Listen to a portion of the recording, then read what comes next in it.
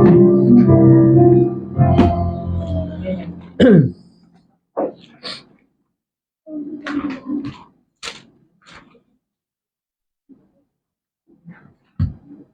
natin ang banal na kasulatan sa 1 Corinthians chapter 14.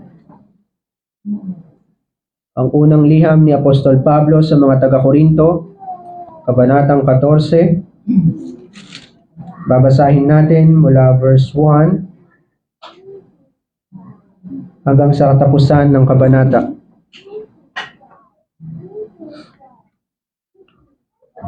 Yung buong chapter 14 ang ating babasahin. Unang Korinto, kabanatang 14. Pakamithiin ninyo ang pag-ibig at pagsikapan ninyong mithiin ang mga kaloob na espiritual. Lalo na ang kayo'y makapagpropesiya. Sapagkat ang nagsasalita ng ibang wika ay hindi sa mga tao na nagsasalita kundi sa Diyos. Sapagkat walang nakakaunawa sa Kanya, yamang sa Espiritu siya nagsasalita ng mga hiwaga. Subalit ang nagsasalita ng propesiya ay nagsasalita sa mga tao para sa kanilang ikatitibay, ikasisigla, at ikaaaliw o edification, ikatitibay. Ang nagsasalita ng ibang wika o speaking in tongues ay pinapatibay ang sarili. Ngunit ang nagsasalita ng propesiya ay pinapatibay ang iglesia. Ngayon, nais ko sanang kayong lahat ay magsalita ng mga wika, subalit lalo na ang kayo ay magsalita ng propesiya. Ang nagsasalita ng propesiya ay higit na dakila kaysa nagsasalita ng mga wika, malibang mayroong nagpapaliwanag upang ang iglesia ay mapatibay. Subalit ngayon, mga kapatid, kung ako'y dumating sa inyo na nagsasalita ng mga wika, anong inyong mapapakinabangan sa akin? Malibang ako'y magsalita sa inyo sa pamagitan ng pahayag, o kaalaman, o propesiya, o ng aral. Maging ang mga bagay na walang buhay na tumutunog, kagaya ng plauta o alpa, kung hindi sila magbigay ng malinaw na tunog, paano malalaman kung ano ang tinutugtog? Sapagkat kung ang trumpeta ay magbigay ng di malinaw na tunog, sino ang maghahanda para sa digmaan? Gayon din naman kayo. Kung sa isang wika ay nagsasalita kayo ng hindi nauunawaan, paano malalaman ng sino man kung ano ang sinasabi, sapagkat sa hangin kayo magsasalita? Sinasabi ni Apostol Pablo na walang pakinabang ang speaking in tongues sa church. Walang alinlangan na napakaraming uri ng mga wika sa sanlibutan at walang isa man na walang kahulugan. Subalit kung hindi ko nalalaman ang kahulugan ng wika, ako ay magiging isang banyaga sa nagsasalita. At ang nagsasalita ay magiging isang banyaga sa akin. Ngayon din naman kayo, yamang kayo'y sabik sa kaloob na espiritual, pagbutihin ninyo ang paggamit sa mga iyon para sa ikatitibay ng iglesia, edification. Kaya't siyang nagsasalita ng wika ay dapat manalangin para sa kapangyarihang makapagpaliwanag. Sapagkat kung ako'y nananalangin sa wika, ang aking espiritu ay nananalangin, ngunit ang aking isipan ay hindi mabunga. Ano kung gayon ang aking gagawin? Ako'y mananalangin sa espiritu at ako'y mananalangin din sa isipan? Ako'y aawit sa espiritu at ako'y aawit din sa isipan. Kung di gayon, kung ikaw ay nagpupuri sa espiritu, paano ang isang nasa kalagayang hindi naturuan ay makapagsasabi ng amen sa iyong pagpapasalamat, gayong hindi niya nalalaman ang iyong sinasabi? Sapagkat maaaring ikaw ay nagpapasalamat ng mabuti, subalit ang iba ay hindi napatitibay. Ako ay nagpapasalamat sa Diyos na ako'y nagsasalita ng mga wika na higit kaysa inyong lahat. Ngunit sa iglesia, mas nanaisin ko pang magsalita ng 5 salita sa pamagitan ng aking pag-iisip o merong kaunawaan upang makapagturo ako sa iba kaysa 10,000 mga salita sa ibang wika. Mga kapatid, huwag kayong mag-isip bata. Sa kasamaan ay maging sanggol kayo, ngunit sa pag-iisip ay maging husto na sa gulang. Sa kautusan ay nakasulat, sa pamagitan ng ibang mga wika at sa pamagitan ng mga labi ng mga banyaga ay magsasalita ako sa bayang ito. Gayunmay, hindi sila makikinig sa akin, sabi ng Panginoon. Kaya nga ang mga wika ay tanda, hindi para sa mga sumasampalataya, kundi sa mga hindi sumasampalataya. Subalit ang propesiya ay hindi sa mga hindi mananampalataya, kundi sa mga sumasampalataya. Kaya't kung ang buong iglesia ay nagkakatipon at ang lahat ay nagsasalita ng mga wika at pumasok ang mga hindi naturuan o mga bagong hikayat o hindi mga mananampalataya, hindi kaya nila sasabihin kayo yung mga nasisiraan ng isip? Subalit kung ang lahat ay nagpapahayag ng propesiya at pumasok ang isang hindi mananampalataya o hindi naturuan, siya ay hinatulan ng lahat, siya ay pinananagot ng lahat. Pagkatapos na mabunyag ang mga lihim ng kanyang puso, ang taong iyon ay yuyukod at kanyang sasambahin ng Diyos at ipahahayag, tunay na kasama ninyo ang Diyos. Ano kung gayon mga kapatid? Kapag kayo'y nagkakatipon, bawat isa ay may isang awit, isang aral, isang pahayag, isang wika, isang pagpapaliwanag, gawin ninyo ang lahat ng mga bagay para sa pagpapatibay. Kung nagsasalita ang sino man ng wika, dapat ay 2 o hanggang 3 lamang at sunod-sunod ang bawat isa at may isang magpaliwanag. Subalit kung walang tagapagpaliwanag, tumahimik ang bawat isa sa iglesia at magsalita sa kanyang sarili at sa Diyos. Kaya ang magsalita ang 2 o 3 sa mga propeta at ang iba'y umunawa sa sinasabi. Kung may ipinahayag na anuman sa isang nakaupo, tumahimik muna ang nauna. Sapagkat kayong lahat ay isa-isang makapagpapahayag ng propesiya upang ang lahat ay matuto at ang lahat ay mapasigla. At ang mga espiritu ng mga propeta ay nasasalamin ng mga propeta, sapagkat ang Diyos ay hindi Diyos ng kaguluhan, kundi ng kapayapaan. Gaya sa lahat ng mga iglesia ng mga banal. Ang mga babae ay dapat tumahimik sa mga iglesia, sapagkat sila ay hindi pinahihintulutang magsalita, kundi pasakop gaya ng sinasabi ng kautusan. Kung mayroong anumang bagay na nais nilang malaman, tanungin nila ang kanilang mga asawa sa bahay, sapagkat kahiya-hiya para sa isang babae ang magsalita sa iglesia. Ang salita ba ng Diyos ay nagmula sa inyo? O kayo lamang ba ang dinatnan nito? Kung iniisip ng sino man na siya'y propeta o taong espiritual, dapat niyang kilalanin na ang aking isinusulat sa inyo ay utos ng Panginoon. Subalit kung ang sino man ay hindi kumilala nito, siya ay hindi kikilalanin. Kaya mga kapatid ko, masikap ninyong naisin na makapagsalita ng propesiya at huwag ninyong ipagbawal ang pagsasalita ng mga wika. Subalit gawin ang lahat ng mga bagay ng nararapat at may kaayusan. Pagpalain nawa ang pagkabasa ng salita ng Panginoon. Ang ating teksto mga minamahal ay nasa verse 22. Ang ating susing talata. Kaya nga ang mga wika ay tanda o speaking of tongues, hindi para sa mga sumasampalataya, kundi sa mga hindi mananampalataya. Subalit ang propesiya ay hindi sa mga hindi mananampalataya, kundi sa mga sumasampalataya. Mga minamahal sa ating Panginoong Kristo, mahigpit ang sinabi ni Apostol Pablo na ang mga kapatid sa Korinto ay dapat mag-mature. Kaya sabi niya sa verse 20, mga kapatid, huwag kayong mag-isip bata.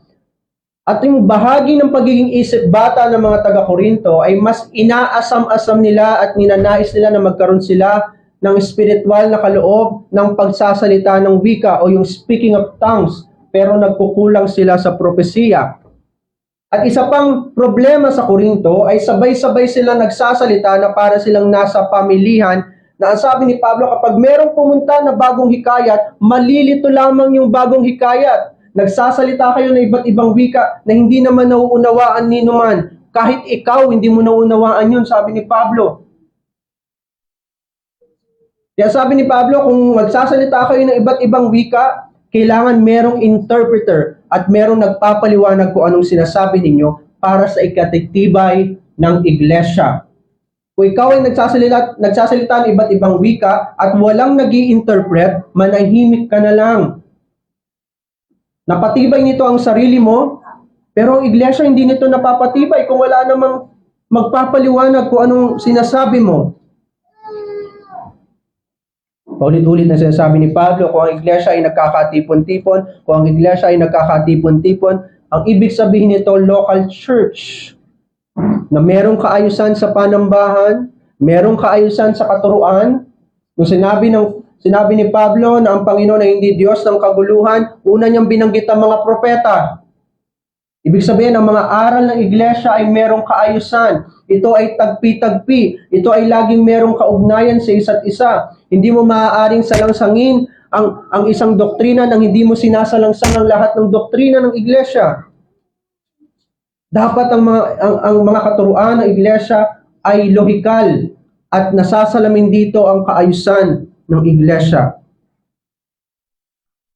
Hindi sinabi ni Pablo na ipagbawal ang pagsasalita ng wika. Sa panahon ng New Testament, ang pagsasalita ng wika ay natural na sa mga mananampalataya.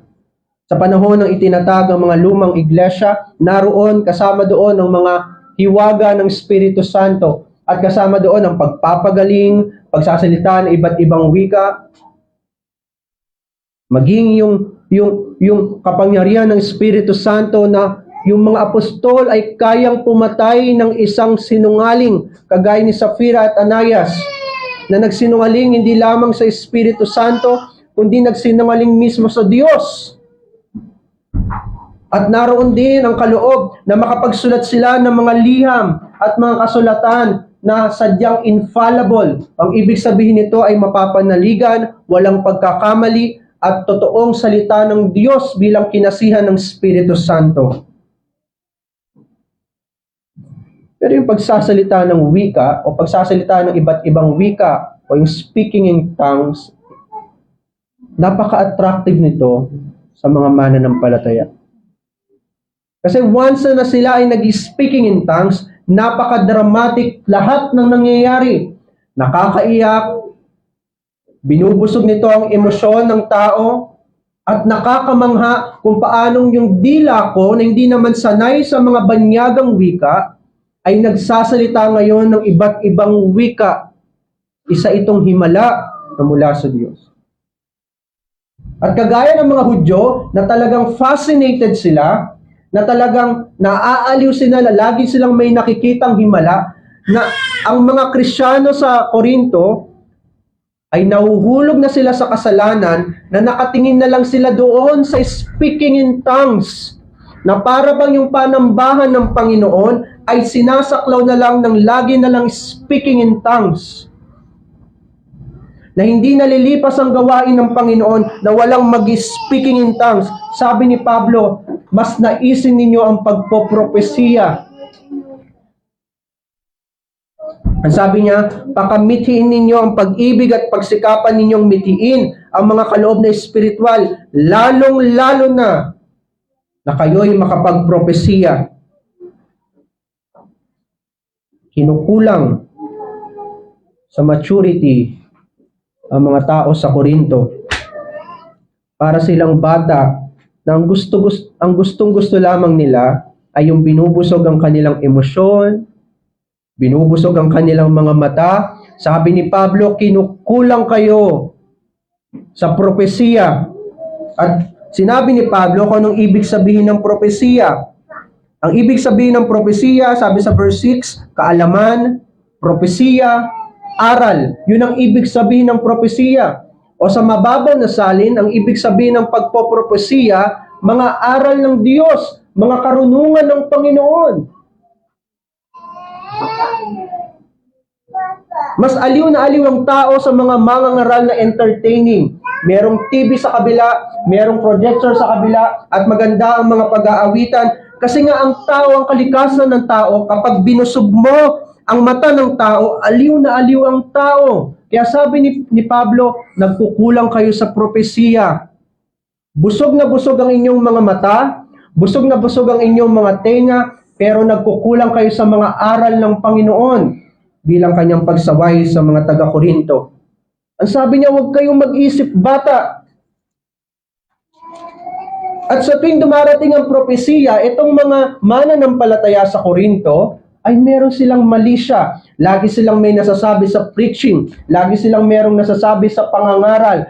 Marami silang mga komento sa pangangaral. Lagi silang merong mali siya. Kaya sabi, mga kapatid, huwag kayong mag-isip bata. Sa kasamaan, ay maging sanggol kayo. Sa orihinal ang ibig sabihin ng kasamaan, malis o mali siya. Ang sabi niya, kung kayo ay magkakaroon ng mali siya sa pangangaral, iwanan ninyo ito na parang bata. Maging musmus kayo pagdating sa kasalanan. Lagi kayong dumepende sa Panginoon sa halip na magmarunong kayo pagdating sa kasamaan, pagdating sa pangungutya sa pangangaral ng Panginoon. Ang sabi niya, huwag kayong maging isip bata. Ang inyong mga isip, sabi ni Pablo, ay maging husto na sa gulang, sa dami ng pangangaral na inyong narinig. Speaking in tongues pa rin ang hinahanap ninyo. Mga himala pa rin ang hinahanap ninyo. Hindi pa ba sapat ang pangangaral?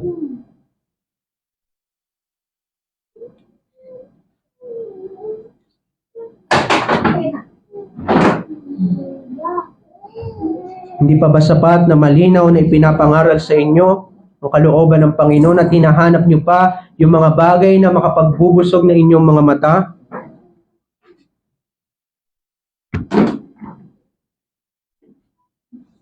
Ang laging hinahanap ng mga mananampalatayang Hudyo at mga Hintil sa Korinto ay ang pagsasalita ng mga wika at hindi ito nagustuhan ni Pablo.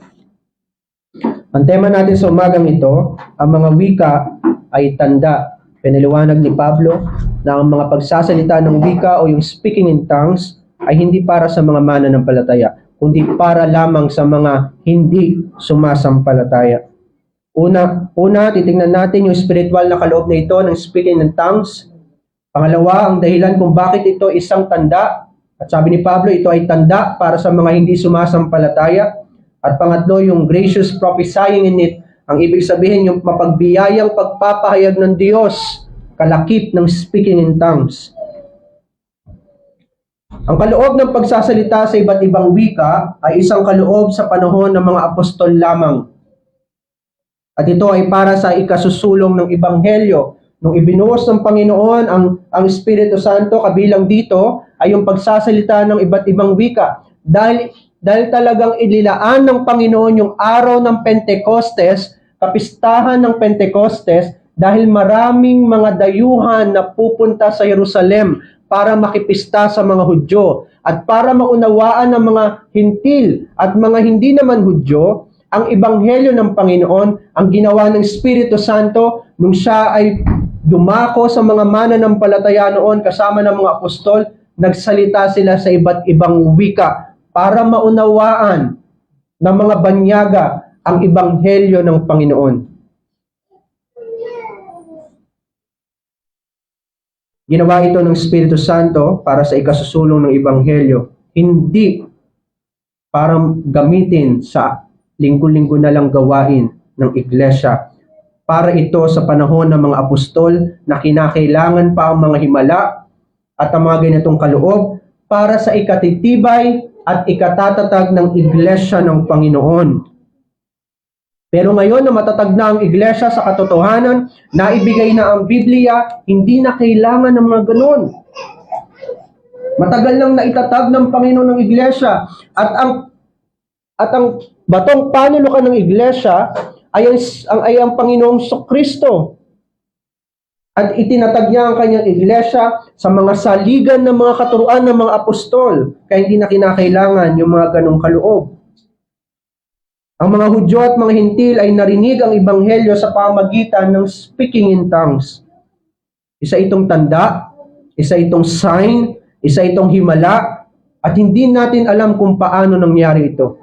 Walang sino man ang makapagpapaliwanag kung paano ang isang Hudyo, mga mananampalatayang Hudyo, ay nagsalita ng iba't ibang wika. Ano yung mga iba't ibang wika na tinutukoy ng kasulatan? Ito ang sabi sa Acts chapter 2. Sa Acts chapter 2, sabi dito, paanong naririnig natin sa verse 8? Paanong naririnig natin ng bawat isa sa atin ang ating sariling wika, wikang kinagisnan? Ang mga Parto, mga Medo, mga Elamita, mga naninirahan sa Mesopotamia, Judea, Cappadocia, Ponto, at sa Asia. At hindi lang yun, mga taga-Phrygia at Pamphylia, sa Ehipto, at sa mga lupain ng Libya na sakop ng Cyrene, at mga panauhing na taga-Roma, mga Hudyo, at gayon din ng mga ng mga naging Hudyo o mga proselyte, mga Kreteo, mga Arabe, ay naririnig nating nagsasalita sa ating mga wika tungkol sa mga makapangyarihang gawa ng Diyos. Iba't ibang wika na ang purpose nito sa panahon ng mga apostol ay maunawaan ng mga hintil, mga hindi Hebreo at Hudyo ang kasulatan. Kaya nga after ng speaking in tongues, after na maunawaan ng mga hintil ang kasulatan sa pamamagitan ng speaking in tongues, anong ginawa ni Pedro? Tumayo sa harapan ng maraming tao at ipinaliwanag kung anong sinasabi at mensahe ng speaking in tongues.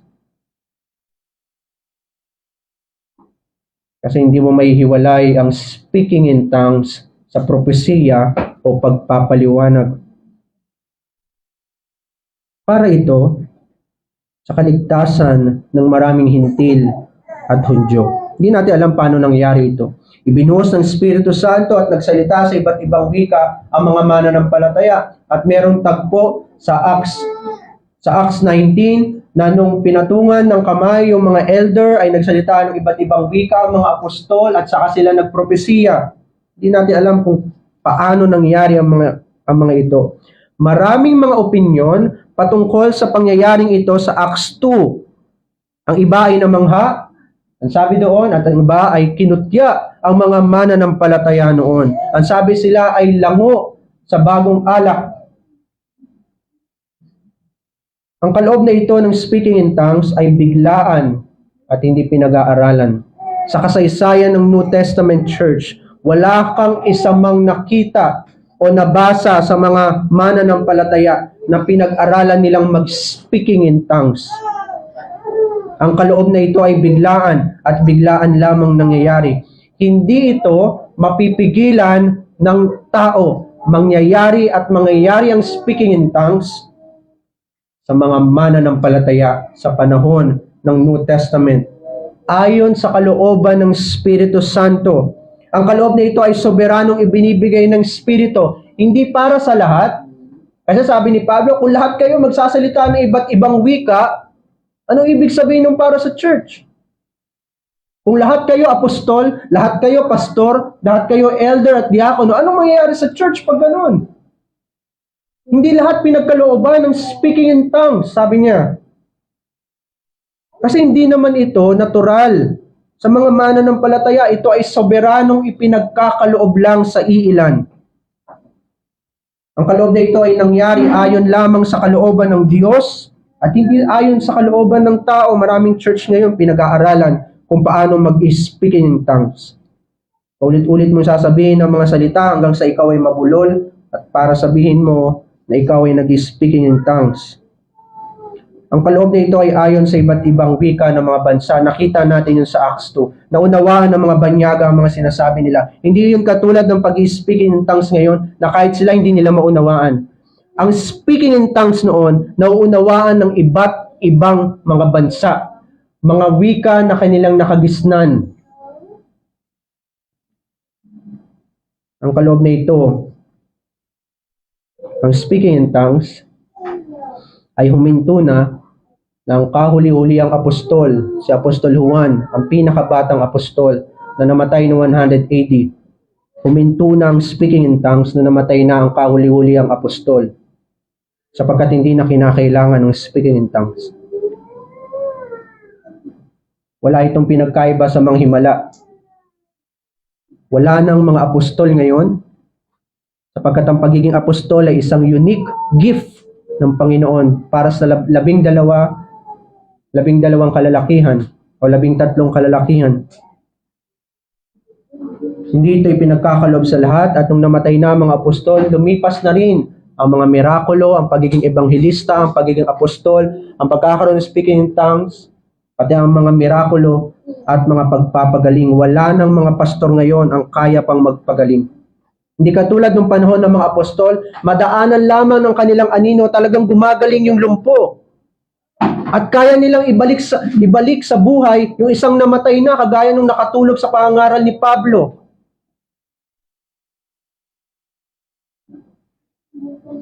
Kaya nilang pagalingin ang mga bulag.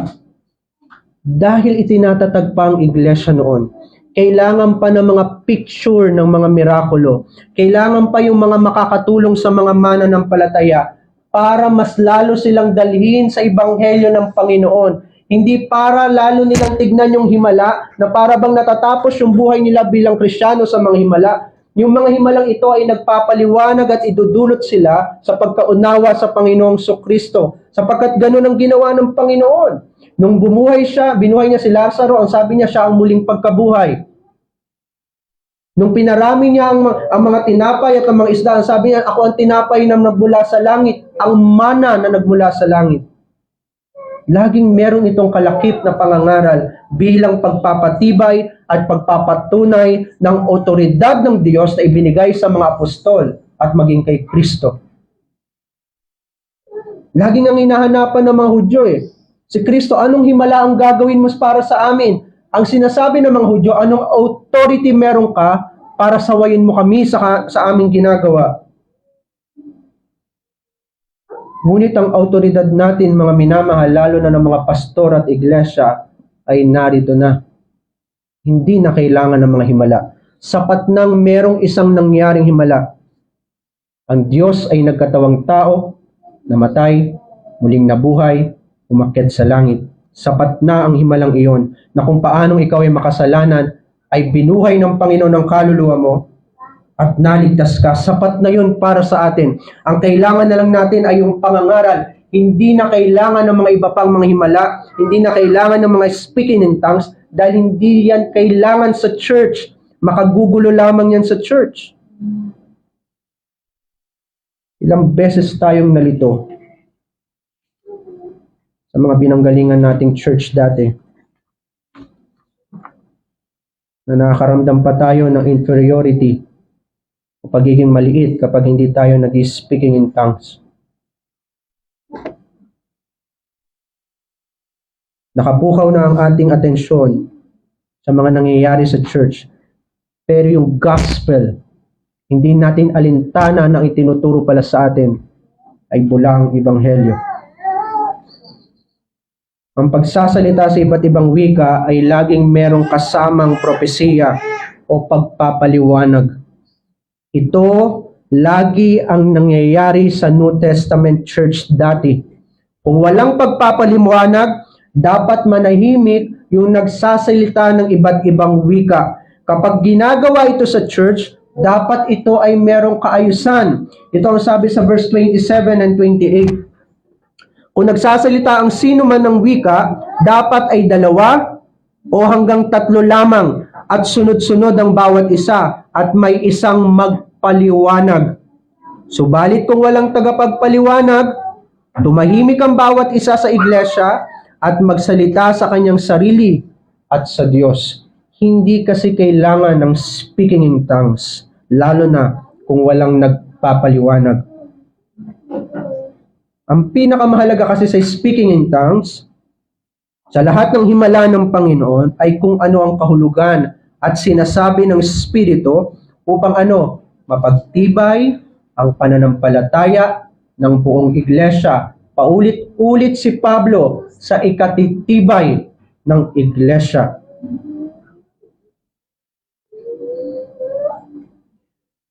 Ang pangunahing dahilan kung bakit ito tinawag ni Pablo na isang tanda, ang sabi niya sa teksto, kaya nga ang mga wika o ang pagsasalita sa iba't ibang wika ay tanda. Sinabi ito ni Pablo ay upang ituro nito ang mga mananampalataya sa isang hindi nakikita at mas mataas na realidad. Ang ibig sabihin ng tanda, ito ay nakikitang tanda, kagaya sa sakramento, ang tinapay at alak. Isa itong nakikitang tanda na itinaas ng Panginoon yung isang nilalang, kagaya ng tinapay at alak, o kagaya ng pagpapagaling, o kagaya ng iba pang mga tanda. Itinataas ito ng Panginoon para ano? Para ituro tayo sa mas mataas na realidad at kahulugan. Ang tinapay at alak ay tumuturo sa mas mataas na kahulugan, yung hindi nakikita, yung katawan, dugo ng Panginoong Kristo. Yung paggaling ng mga bulag, itinuturo tayo nito sa hindi nakikitang realidad. Alin? Ang Diyos ay liwanag. Ang Diyos, ang Espiritu Santo, ang isang Espiritu ng katotohanan na pumupuspos upang tanggalin ang kasinungalingan sa ating mga mata at maunawaan natin ang Ebanghelyo. Ang tanda ng speaking in tongues o yung sign ng speaking in tongues ay isang nakikitang realidad sa church. Nakikita nila na nag-speaking in tongues ang mga maraming mananampalataya upang ano? Maituro sila sa mas mataas at hindi nakikitang realidad. Ano yun? Ano sabi ni Pablo? Kaya nga mga wika ay tanda hindi para sa mga sumasampalataya. Bakit niya sinabi iyon? Kundi sa mga hindi mananampalataya. Kasi nga sa verse 1, ang sabi niya, ito ay sinulat ni Isaiah sa chapter 28. Sa kautusan ay nakasulat, sa pamamagitan ng ibang mga wika, ang Diyos ang nagsasalita dito, at sa pamamagitan ng mga labi ng mga banyaga ay magsasalita ako sa bayang ito. Para ano? Gayunmay, hindi sila makikinig sa akin para sa kahatulan ng maraming bayan na hindi sumasampalataya sa Panginoon. Ang pagsasalita sa iba't ibang wika, sabi ng Diyos, ay sumpa at kahatulan sa mga hindi mananampalataya. Yun ang itinuturo ng speaking in tongues. Yung nakikitang realidad. Ang tinuturo pala nito, ang Diyos ay merong kahatulan sa mga hindi mananampalataya at hindi niya ipapahayag ang kanyang salita sa mga hindi mananampalataya. Ayon sa ating konteksto, ito ay tumutukoy sa kahatulan ng Diyos sa mga hindi mananampalataya. Kapag sinabing hindi mananampalataya, mga minamahal, hindi ito tumutukoy sa mga hindi mananampalataya sa labas ng ating iglesia o sa mga ibang relihiyon na hindi naman naniniwala sa soberanong biyaya ng Panginoon. Ang mga hindi mananampalataya ay tumutukoy sa mga nasa loob ng church. Dahil ang konteksto na kinakausap ni Pablo ay ang buong church ng Korinto na nahahaluan ng mga hindi mananampalataya at nahahaluan naman ng mga tunay na mga mananampalataya. Ang tumutukoy dito ay yung matagal nang nakikinig ng preaching, matagal nang nakaupo sa church, nakikinig ng mga Bible study, nakikinig ng mga preaching, nakikinig ng mga doctrinal classes, lalo na ng pangaral ng Panginoon, umaawit ng mga salmo, nagkakaloob, pero ang sabi ng Panginoon, sila ay mga hindi mananampalataya. Kasama ng mga believer, ang mga unbeliever ay naririnig at nakikita ang tanda ng pagsasalita sa iba't ibang wika o yung speaking in tongues. Sa loob ng Corinthian church, sa panahon nila Pablo, magkasama ang unbeliever, magkasama ang mga believer, at pareho nilang nakikita yung himala ng Panginoon. Merong mga nagsasalita sa iba't ibang wika. Naririnig din nila, naririnig ng mga unbeliever, yung mga pagpapaliwanag kung anong ibig sabihin ng sinasabi nila o yung naririnig nila sa speaking in tongues. Kung walang pagpapaliwanag, walang saysay ang speaking in tongues. Ingay lang ito. At nagbubunsod lamang ito na tumaas ang emosyon ng tao na hindi naman dapat. Kapag ang church ay patungkol lang sa emosyon, malabong tawagin niyo na isang tunay na church. para kang nakikinig sa kausap mo na may ibang lengguwahe pero hindi mo maintindihan. Yan ang sabi ni Pablo. Kung ako'y nagsasalita ng iba't ibang wika at wala namang pagpapaliwanag, para ako nagsasalita sa kausap ko sa ibang lengguwahe at siya rin sa ibang lengguwahe, hindi ko siya naunawaan, hindi niya rin ako naunawaan. Kaya sabi ni Pablo, manahimik na lang kayo. Wala yung pinagkaiba sa nakikipag-usap ka sa ibang lahi na hindi mo naunawaan ang kanyang lengguwahe. Pero kapag may pagpapaliwanag, ang mga unbeliever na ito, nakikita nila yung speaking in tongues. Merong kaayusan.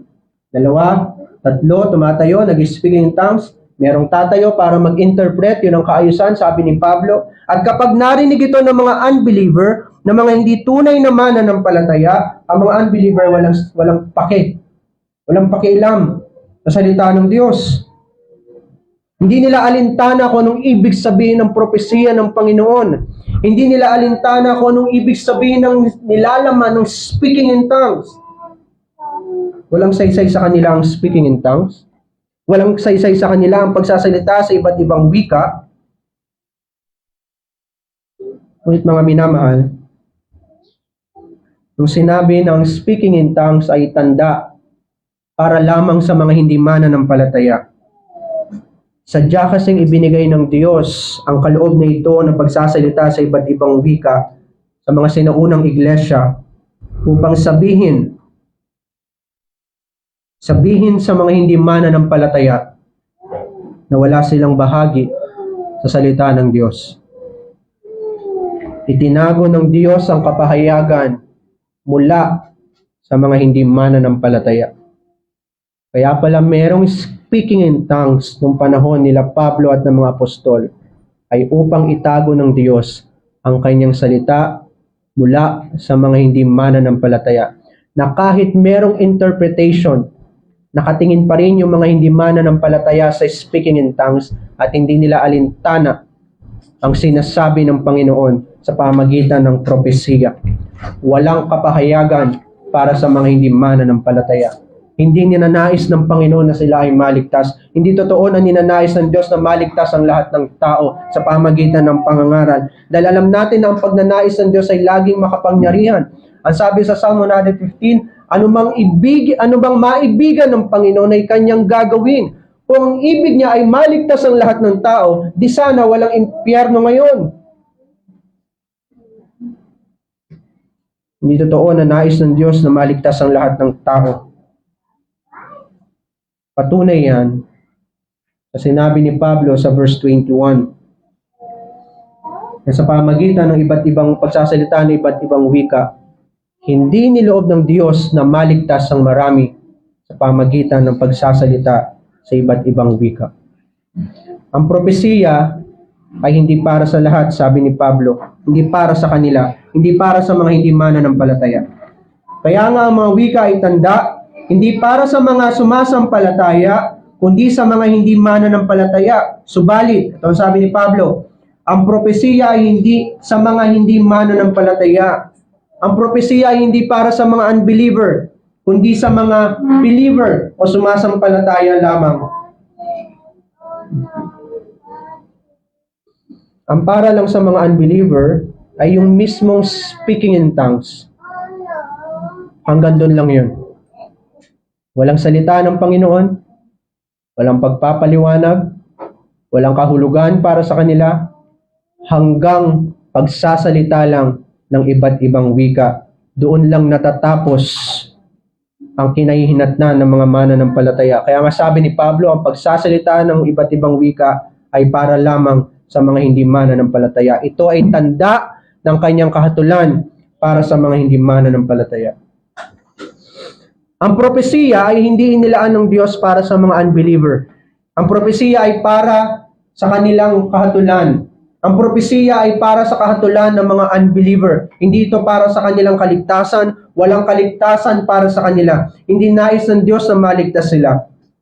Kaya the more na naririnig nila ang salita ng Diyos, the more na naririnig nila ang aral, ang propesiya, ang pagpapaliwanag, ang gospel, the more na naririnig nila ang gospel, ang preaching, the more na inilalantad nila ang kanilang sarili sa puot at galit ng Diyos. Ito yung sinasabi ni Apostol Pedro. Mabuti pang hindi na lang nila nalaman ang daan ng katuwiran. Mas lalo lang nilang pinabibigat ang puot at galit ng Diyos sa kanila sa oras na marinig nila ang ebanghelyo ng Panginoon. Mas mabuti pang nanatili ka na lang mangmang at hindi mo narinig ang ebanghelyo ng Panginoon. Kesa narinig mo ang ebanghelyo, ngunit wala itong saysay sa iyo.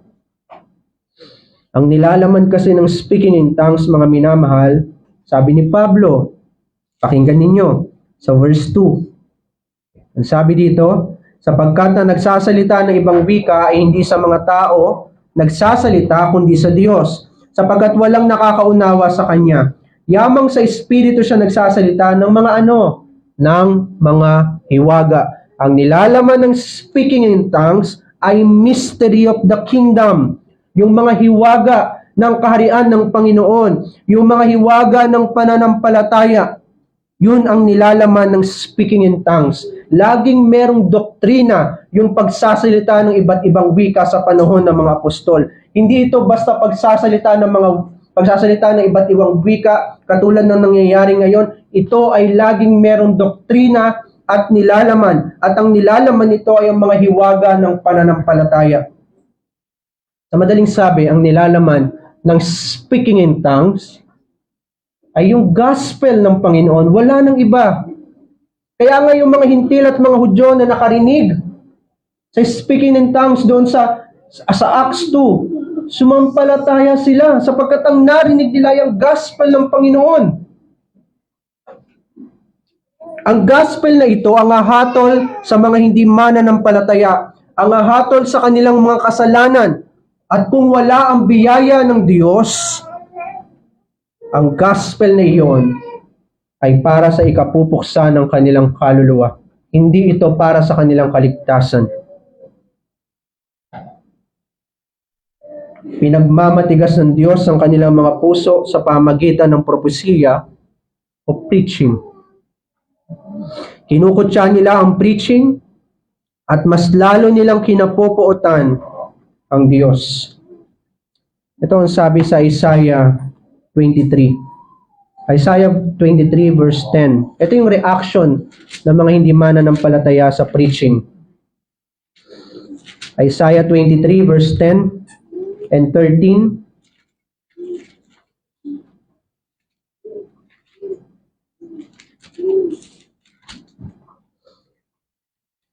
Apawan mo ang iyong lupain. Apawan mo ang iyong lupain, gaya ng Nilo o anak na babae ng Tarsis. 23:18. Sorry.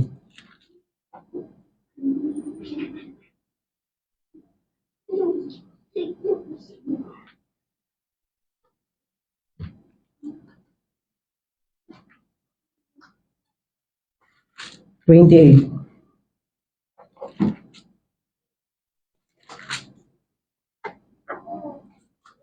Ito ang sabi ng mga hindi mananampalataya kapag naririnig nila ang pangangaral o yung propesiya. Verse 10 and 13. Sapagkat tuntunin sa tuntunin, tuntunin sa tuntunin, bilin at bilin, bilin at bilin, dito'y kaunti, dooy kaunti. At sabi sa verse 13, kaya't ang salita ng Panginoon ay magiging sa kanila'y tuntunin sa tuntunin, tuntunin sa tuntunin, bilin at bilin, bilin at bilin, dito'y kaunti, dooy kaunti, upang sila'y makahayo at umatras at mabalian at masilo at mahuli. Para sa mga hindi mananampalataya, ang pangangaral ng ebanghelyo ng Panginoon ay paulit-ulit na lamang at wala nang saysay sa kanila. Tuntunin sa tuntunin, tuntunin sa tuntunin, paulit-ulit na lang at wala nang saysay para sa kanila. Yun ang reaction ng mga hindi mananampalataya. Kinukutya nila ang preaching at mas lalo nilang kinapupuotan ng Diyos. Madali silang manawa sa preaching. Madali silang manawa sa pangangaral ng Panginoon. Inaakala nilang alam na nila ang lahat. Inaakala nilang sila ay sapat na sa karunungan at hindi na nila kinakailangan anumang preaching sapagkat ang preaching ay nakakalunod at nakakasawa na para sa kanila. Gusto nila lagi practical ang preaching. Hindi nila nakikita ang gospel na akma para sa lahat ng aspeto ng pamumuhay ng pananampalataya, ng mga mananampalataya. Ayaw nila ng paulit-ulit na doktrina na nakakalunod na para sa kanila. Ito ang sinasabi ng mga hindi mananampalataya kasi nga ang gospel ay inilalantad ang gawa ng tao. Kaya ayaw nila sa preaching. Inilalantad kasi ng preaching ang lahat ng gawa ng tao at ang lahat ng gawa ng tao ay walang saysay. Ayaw ng tao na napapawalang bisa ang kanyang pinaghihirapan. Kaya ayaw ng tao ayon sa kanyang kalikasan sa pangangaral ng Ebanghelyo ng Panginoon. Ang gospel kasi ay patungkol lamang sa pagpapahinga kay Jesucristo sa pamagitan ng pananampalataya. Pagpapahinga dahil nga si Kristo na ang gumawa ng lahat ng kinakailangan para sa ating kaligtasan at katuwiran. At ayaw iyon ng mga hindi mananampalataya. Ang sabi nila, tuntunin sa tuntunin, tuntunin sa tuntunin, bilin sa bilin, bilin sa bilin. Wala nang ibang ituturo ang preaching na ito, kundi patungkol na lang kay Kristo at kay Kristo, sa Diyos at sa Diyos, soberanong biyaya at soberanong biyaya. Wala nang akma para sa aking pamumuhay. Paano ako mamumuhay bilang estudyante? Paano ako mamumuhay bilang trabahador, bilang tatay at nanay? Hindi sapat sa kanilang ebanghelyo. Kung hindi mo alam kung paano ka mamumuhay bilang tatay at nanay o bilang mga anak, estudyante, negosyante o trabahador, kung hindi mo alam kung paano mamuhay, hindi mo naunawaan ang ebanghelyo.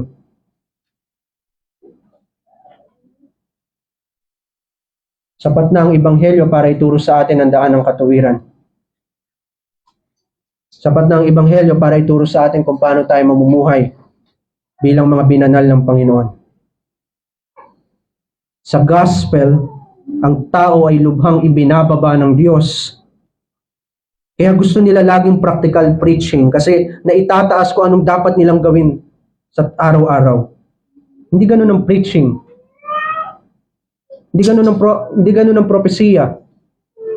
Ang preaching ay laging patungkol sa kung anong ginawa ng Diyos para sa iyo. Pangalawa lang ang pagpapasalamat mo. Ang preaching ay hindi patungkol sa kung paano mo muna i-apply ang salita ng Diyos sa buhay mo. Ang preaching ay patungkol sa kung anong ginawa ng Diyos para sa iyo. Ang preaching kasi ngayon ay patungkol na lamang sa kung anong gagawin ng tao. Paano niya tatanggalin ang galit niya? Paano siya makikitungo sa kapwa niya? Anong gagawin niya sa ganitong sitwasyon? Anong gagawin niya sa ganitong sitwasyon? Hindi ganun ang preaching. Ang preaching ay patungkol sa kung anong ginawa ng Diyos. Ito ay mabuting balita. Walang mabuting balita sa practical preaching na patungkol lamang sa dapat mong gawin. Ayaw ng mga unbeliever ang doktrina ng soberanong biyaya ng Diyos. Gusto nila lagi meron silang ginagawa para sa Diyos. Tatanggapin nila si Kristo bilang Panginoon at tagapagligtas para magkaroon sila ng katiyakan na sila ngay ligtas. Gagawa sila ng mga mabubuting gawa para sila'y maging katanggap-tanggap sa Diyos. Laging tao ang naitataas sa maraming iglesia ngayon. Ang pagpopropesiya na sinasabi ni Pablo, mga minamahal, ay walang pinagkaiba sa pangangaral. Nang huminto na ang speaking in tongues, natigil na iyon sa pagkamatay ng mga apostol, na-concentrate na ang lahat ng bagay, ang gawain ng mga ebanghelista, ang mga mirakulo, ang speaking in tongues, ang mga pagpopropesiya, lahat ng iyon ay na-concentrate na saan? Sa ministry of the word, o yung pangangaral, yung preaching. Ngayon, ang preaching ay bunga ng mabuting kalooban ng Diyos na kanyang ipinangako na ibubuhos niya sa lahat ng laman ang kanyang espiritu. Kaya ngayon ang iglesia ay pinapahayag ang kanyang salita sapagkat ibinuhos ng Diyos ang kanyang espiritu sa kanyang iglesia, sa kanilang puso at sa kanilang labi. Mula rin sa iglesia nagmumula ang mga pastor na itinalaga ng Panginoon na mangaral sapagkat ibinuhos ng Diyos ang kanyang espiritu sa bawat puso at bibig ng mga itinalagang mga mangangaral ng Ebanghelyo ng Panginoon na concentrate na lahat sa pangangaral. Kaya nga sa ating worship services, laging nasa gitna ang preaching. Dahil ang lahat ay dapat naglilingkod para sa preaching. Ang lahat ay dapat naglilingkod sa Word of God. Ang ating pagbibigay ay alang-alang sa Word of God. Ang ating pag-aawitan ay alang-alang sa Word of God. Lalo na ang preaching at maging ang ating pananalangin. Lahat ay nakakonsentrate na sa salita ng Panginoon. Hindi na kailangan ng mga iba pang mga gawain. Ang preaching, meron itong layunin para sa kaligtasan, para sa pagtatakwil. Nang sinabi ni Pablo na ito ay para sa mga mananampalataya, at sabi dito, ang propesiya ay para sa mga mananampalataya, para sa mga sumasampalataya, yun ang sabi sa orihinal, sa Griego. Ibig sabihin, itinalaga ng Diyos na ang pangangaral o propesiya ay para sa kaligtasan ng mga mananampalataya. Naalala ninyo ang sinabi ni Pablo na ang lahat ng bagay ay nagkakalakip-lakip para doon sa mga umiibig sa Diyos. Lahat ng bagay ay nagkakalakip-lakip para sa mga mananampalataya. Kamatayan man, kasalanan, pagdurusa, paghihirap, kayamanan, lahat ng yan ay nagkakalakip-lakip para sa mga mananampalataya. Pagpapawalang sala, pagpapabanal, pagkukupkop, lahat ng mga bagay na espiritual ay para sa mga mananampalataya. Yun ang nagpapaliwanag, mga minamahal, kung bakit ang lahat ng ginagawa natin sa church nakakonsentrate lagi sa Word. Dahil lahat ng bagay ay kailangang maglingkod para sa kaligtasan mo. Dahil yung Word, yung salita ng Diyos, naroon ang kaligtasan mo. Kaya nga kapag nalapastangan ng pulpito, meron kang karapatan na sumulat sa consistory at sabihin na ang tinuturo sa pulpitong ito ay labag na sa kalooban ng Diyos at sa mga katotohanan ng Ebanghelyo. Dahil lahat ng bagay ay para sa kaligtasan mo. Ang preaching na ito na naririnig mo ngayon ay para sa kaligtasan mo. Lahat ay naririnig ang preaching. Elect man o reprobate, maririnig nila ang preaching. Mananampalataya man o hindi, maririnig nila ang preaching. Pero ang pinakalayunin ng salita ng Panginoon ay ang kaligtasan ng kanyang bayan. Yan ang sabi ni Pablo paulit-ulit. Para sa ikatitibay ng church. Pupunta ka sa church, makikinig ka ng salita ng Diyos para sa iyong edification, pagpapatibay ng iyong pananampalataya. Kung ang preaching ay hindi edifying, meron kang karapatan na magreklamo sa consistory sa mga elder at sabihin mo na ang preaching ay hindi edifying para sa iyo.